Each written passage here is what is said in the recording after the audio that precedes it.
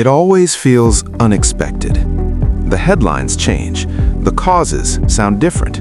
A housing crash, a banking failure, a currency collapse. But if you zoom out, the pattern is almost uncomfortable. Roughly every decade, something breaks, and each time we act surprised. Right now, that matters more than ever, because when you understand the pattern, you stop reacting to crises and start seeing them coming. So why do they keep happening? Let's rewind. Start with a simple cycle. Step 1. Recovery. After a crisis, the system resets.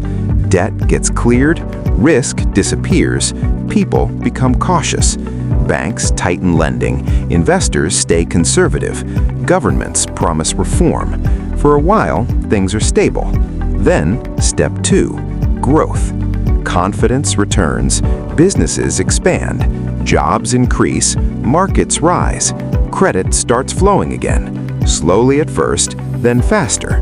Loans become easier to get, interest rates often stay low to support growth, and everything feels under control. Now here's where it gets interesting. Step 3, excess. This is the turning point most people don't notice, because on the surface, things look great. Asset prices rise, stocks, real estate, crypto, whatever the era favors. People feel richer. Banks lend more aggressively, and a subtle shift happens. Risk stops looking like risk. It starts looking like opportunity. Think about it. If prices keep going up, borrowing more feels smart. If everyone else is investing, sitting out feels like missing out. So leverage builds, quietly. Households take bigger loans, companies borrow to expand, governments run larger deficits, debt piles up across the entire system. Now, step 4, fragility. The system looks strong, but it's actually becoming more sensitive because high debt changes everything. Small shocks suddenly matter more. A slight rise in interest rates, a dip in asset prices, a slowdown in growth. Any of these can trigger stress. And here's the uncomfortable math. When you're heavily in debt, you don't need a big problem to break things, just a small one at the wrong time. Then comes step 5, the trigger. It's rarely the same thing twice. In 2008, it was subprime mortgages. In other periods, it's been currency pegs, tech bubbles, sovereign debt.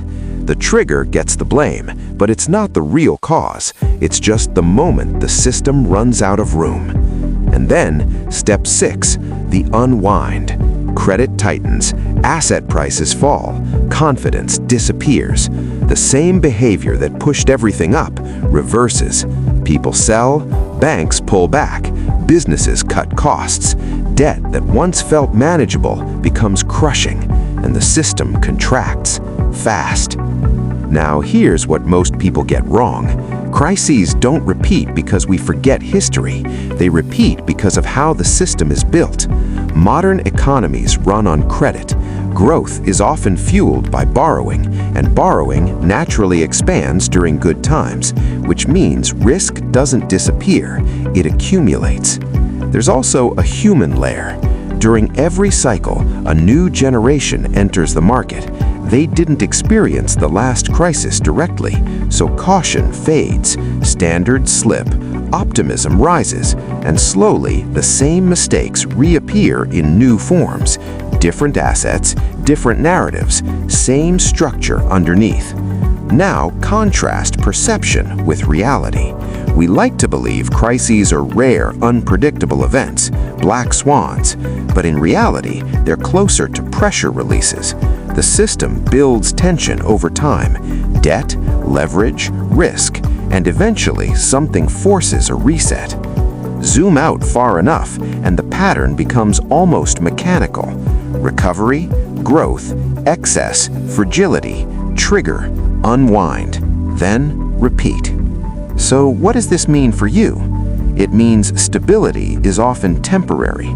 Booms can hide weaknesses, and the most dangerous moments feel the safest because that's when risk is easiest to ignore. And right now, globally, debt levels are near historic highs. Interest rates have been shifting. Markets are more interconnected than ever, which makes the system efficient but also more sensitive. So the next crisis won't look exactly like the last one. It never does. But the structure behind it, that rarely changes. And that leaves one question. If crises aren't random, if they're part of a repeating cycle, then are we actually preventing the next one or just setting the stage for it?